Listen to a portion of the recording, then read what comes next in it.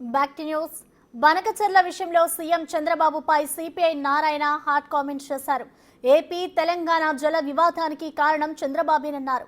Chandrababu over action వల్లే బనకచెర్ల ఇష్యూగా మారిందని ఆరోపించారు. ఆయన ఇష్టానుసారంగా బనకచెర్లపై వ్యాఖ్యలు చేయడంతో జల వివాదానికి దారితీస్తుందన్నారు. తెలంగాణతో చర్చించాక బనకచెర్లపై ముందుకు వెళ్లాలని సూచించారు.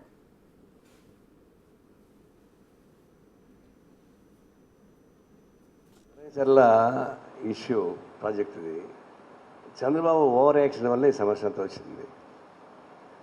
ఆయన దీని మీద సరైన క్లారిఫికేషన్ లేకుండా 80,000 కోట్ల రూపాయల ఖర్చు పెట్టి ఈ నీళ్ళు ఎంత బనకచెర్ల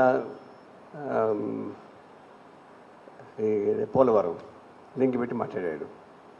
ఆయన మాట్లాడిన పద్ధతి చూస్తే సహజంగా తెలంగాణ కోపం వస్తుంది. తర్వాత ఎప్పుడు అన్నాడు, రేవంత్ రెడ్డి మళ్ళీ తిరిగి దాన్ని ప్రతిఘటిస్తే మళ్ళీ మూడోసారి ప్రెస్ మీట్ పెట్టాడు. అప్పుడేమంటాయంటే మొత్తం నీళ్లు సముద్రంలో పోతున్నాయి, మరి సముద్రం పోయే నీళ్ళు ఎవరైనా వాడుకోవచ్చు కదా, మీరు వాడుకోవచ్చు, మేము వాడుకోవచ్చు, అభ్యంతరం ఏముంటుంది అని చెప్పేసి ఆయన చెప్తున్నాడు. అంటే వాడుకోవచ్చు, కానీ దానికి ముందు చర్చించుకోవాలా. అది ఇంటర్ స్టేట్ సమస్య ఒకటి ఉంది, తెలంగాణ సమస్య ఉంది. ముందే తెలంగాణ ముఖ్యమంత్రితో మాట్లాడి, అయ్యా మీ వాటా మీరు తీసుకోండి, మా వాటా తీసుకోండి, మేము ఎంతవరకు తీసుకుంటామని చెప్పి చెప్పవచ్చు. అవేం చెప్పకుండా ఓవర్ యాక్షన్ చేశాడు.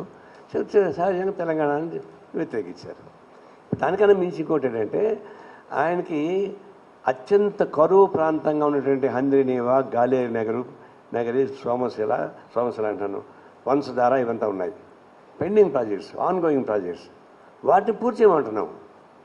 రాయలసీమ మొత్తం కరువు ప్రాంతంగా ఉంటే ఆడు పెండింగ్ ప్రాజెక్ట్ పెట్టుకుని దాన్ని పూర్తి చేయకుండా, వంశాలు పూర్తి చేయకుండా, ఉత్తరాంధ్ర పూర్తి చేయకుండా ఒక్కసారిగా మధ్యకు దోమ లేకపోతే పెరుగు సీటు రాసేట్టుగా 80,000 కోట్ల ప్రతిపాదన పెట్టాడు. అందులో డిమాండ్ ఏంటంటే, ముందు వెనకబడిన ప్రాంతం, కరువు ప్రాంతంలో ఉన్నటువంటి